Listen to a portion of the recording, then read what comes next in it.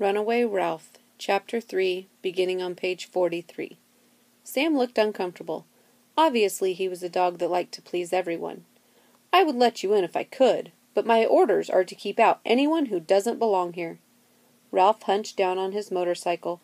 "Please, I'm just a teeny little brown mouse. Nobody would even notice me." Sam's honest brown face looked worried. "No," he said at last, "I can't let you in. I have my orders from Aunt Jill and Uncle Steve in the camp office. They are in charge here." "I've had a long, hard trip," said Ralph. "I'm tired and I'm hungry." Sam looked so worried that Ralph pressed his advantage. "You know boys like mice. They would be glad to have me." Sam looked back toward a white building under the walnut trees. Then he looked down at Ralph. "I tell you I can't do it," he said. "If I let you come in, I'd be breaking my orders. I'm already in trouble because a car came along in the middle of the night and dumped a box of kittens. It got away before I could rouse anybody." "Kittens?" squeaked Ralph in horror. "I have the worst time with kittens." Sam's voice was gloomy. "People are always dumping kittens here because they know girls will beg their parents to let them take them home." "Very many kittens?" asked Ralph, who was feeling nervous once more. "Too many," said Sam. "We already had 3 kittens that belonged here, and the other night 6 more were dumped. And once they're here, I'm not allowed to chase them. I tell you it isn't fair. If there's one thing I can't stand, it's kittens. Silly little things with no sense of responsibility." Sam's troubles made Ralph feel cocky once more. "If you're a watchdog, watch me," he said, and taking a deep breath, he shot between Sam's legs and out the other side before the surprised dog could turn around. Ralph swerved around a green walnut lying on the ground and into a patch of weeds beside a nearby building. "Come back here," barked Sam. "You aren't supposed to do that." He began to snuffle around in the weeds. Ralph had not expected to be snuffled for. He thought that once he was inside the camp, Sam would give up. Sam growled and moved his nose around in the weeds like a doggy vacuum cleaner. Unable to ride, Ralph pushed his motorcycle farther back into the weeds. The wet black nose parted the stalks, but Ralph was saved by a gopher hole. He dragged his motorcycle into its shelter. "Oh, no you don't," growled Sam, and began to dig with his powerful front paws. Dirt began to fly. Pulling his motorcycle after him, Ralph waded farther back through the loose dirt into the gopher hole. Faster went the paws. "Hey, everybody! Sam's after a gopher!" a boy yelled, and Ralph could feel feet pounding on the ground overhead. "Go get him, Sam!" urged another boy. "Sick 'em, Sam!" everyone seemed to be saying at once. "You're being mean to the gopher!" protested a girl. Several girls' voices began to yell, "Go, gopher, go!" Faster and faster flew the paws with their strong toenails. Sam was panting now. Ralph pushed farther and farther back into the gopher run until a disagreeable voice ahead of him said, "And where do you think you're going?" "Eek!" squeaked Ralph, face to face with the owner of the gopher run. He hastily pushed his motorcycle, which he'd been pulling, ahead of him for protection. "Beat it," said the gopher, squinting at Ralph. "I didn't dig this tunnel for mice." The digging paws were coming closer. "Attaboy, Sam!" shouted the boys. "Go, gopher, go!" shouted the girls. Even the gopher looked uneasy. "Please," pleaded Ralph, "save me from that beast." The gopher was more interested in saving himself. Already he was beginning to move farther down the run. "You can stay until the dog stops digging and no longer," he said, and fled off into the network of tunnels. Not far away a bell clanged. "Breakfast! Chow time!" yelled the boys, and the feet that went pounding off in the direction of the bell shook the ground overhead. The paws stopped churning, but overhead Ralph could hear the sound of panting. Sam poked his fearsome snout into the gopher hole for one last sniff before he, too, trotted off for breakfast. "Whew!" gasped Ralph, leaning against his motorcycle. He had pictured camp as a place where boys would bring him peanut butter and jelly sandwiches, not this dark and dusty tunnel inhabited by a grouchy gopher. Chapter 3. An Educational Toy. Ralph did not rest long. "On your feet, mouse," said the gopher, appearing from the dark recesses of the gopher run. "You can go now." "Do I have to?" pleaded Ralph, nervously eyeing the gopher's long, curving teeth. "I've come a long way, and I need a day's sleep." "Go on, beat it." The gopher stared at Ralph with his nearsighted eyes. This is my run, and I don't want it cluttered up with mice." "Please?" Ralph tried to sound pitiful. "I'm just a little mouse, and I've had a long, hard trip." "I know you mice," answered the gopher. "You are little and you look helpless, but then you move in and you take over." Then he added in a more kindly tone, "Anyway, you better get out while you can. That dog will eat his breakfast and go off on his round of inspection, and when he sees all the dirt he churned up, he'll start digging again."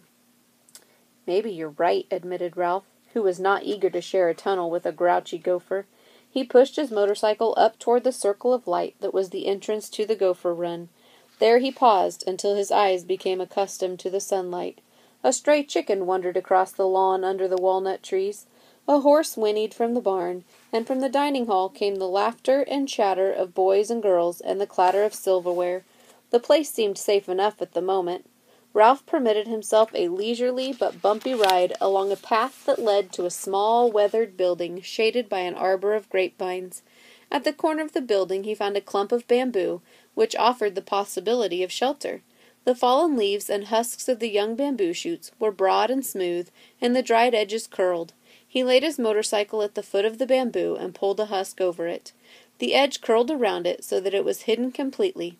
He put his helmet under another husk, and too tired to scrounge for food, Ralph crawled under a third husk. Ralph curled himself into a cozy ball. The leaves beneath him were springy, the husk above him was smooth and silky and curled protectingly around him. Ralph had not been so comfortable for a long, long time. A delicious fragrance of hot cakes drifted from the dining hall, reminding Ralph of the dining room of the Mountain View Inn. The campers began to sing. The horses stand around, their feet are on the ground. Oh, who will wind the clock while I'm away, away? Ralph wondered if Matt had wound the clock in the lobby. Perhaps Matt was searching for a broken motorcycle in the shrubbery at the foot of the steps of the Mountain View Inn. Well, he wouldn't find it. Now all Ralph wanted was a peanut butter and jelly sandwich. Ralph slept more soundly than he had ever slept before. The next thing Ralph knew, a weight was pressing him into the bamboo leaves. He squirmed, but the weight pressed harder. He heard a cat's voice say, "Now watch carefully. This is the way to handle a mouse." That greeting opened Ralph's eyes in a hurry. He saw to his horror that he was pinned to the leaves by the paw of a cold-hearted tomcat, and was surrounded by a mother cat and a litter of wide-eyed kittens. Ralph simply closed his eyes again and tried to pretend he was not there. He could not believe what was happening. Cats were something that happened to other mice, not to Ralph. Now he wished he had listened when his mother had tried to warn him, as she often did, about cats, owls, people, traps, poisoned grain, and vacuum cleaners. "Children, pay attention," said the mother cat to her kittens. "A live mouse is an interesting and instructive plaything." Ralph felt quite miserable enough without having to be educational as well. "Now watch this," said the tomcat. The weight was removed from Ralph's body. A paw scooped him up and tossed him into the air. Nothing like this ever had happened to Ralph before. He landed on his feet and stood, frozen with terror, facing the cat. He waited with every muscle tense for the cat to pounce, but nothing happened. The cat, who wore an interested expression on his horrible furry face, simply sat and watched. Ralph was aware of the campers leaving the dining hall and scattering to different parts of the camp, but he dared not look at them. If he watched his chance, he might be able to make a run for it. The cat, apparently distracted by a butterfly, glanced away. Ralph leaped for freedom, only to be brought to earth by a paw. "That's the way to do it," said the tomcat. "Mice are stupid creatures who are easily fooled." Ralph lay limp and still, the cat's evil claws curling around his body. If Ralph moved even a hair's breadth, he would be stabbed in 5 places. "Maybe if I play dead, they will go away," he thought. Children walked in and out of the screen door nearby, but no one came to the rescue of the small brown mouse behind the bamboo. "He's trying to play dead," explained the tomcat, "but I can feel his heart beating beneath my paw." Unfortunately, there was nothing Ralph could do about his heartbeat. If he ever got away from the cat, he would be a better mouse.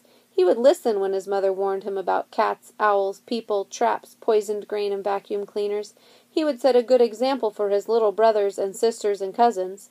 "Children, forget that butterfly and watch closely," instructed the mother cat. "This is the scoop and toss play," explained the tomcat. And the next thing Ralph knew, he'd been scooped up by the cat's paw and tossed into the air. He managed to land on all fours in the bamboo leaves, but he was too terrified of that clawed paw to move. The attention of the kittens, he was pleased to see, had wandered. One rolled over and tried to catch his tail. Another scampered off after a leaf. A third trotted after a girl who picked him up and carried him away. The tomcat appeared to lose interest in Ralph and sat calmly, his tail curved around his feet, looking up at the leaves fluttering on the bamboo stalks. He thinks he's got me fooled, thought Ralph. If he moved, the cat was sure to pounce. If he did not move, the cat would pounce anyway. There was no way Ralph could win. He was doomed. Doomed to be a mid-morning snack for a cat.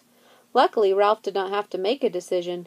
There was a sudden whacking noise on the fallen leaves, and a cloud of something light and soft settled over him. Then he found himself being tumbled around as he was lifted from the ground. "Good for you, Garf," said a woman's voice. "What kind of butterfly did you catch?" That's the end of page 58.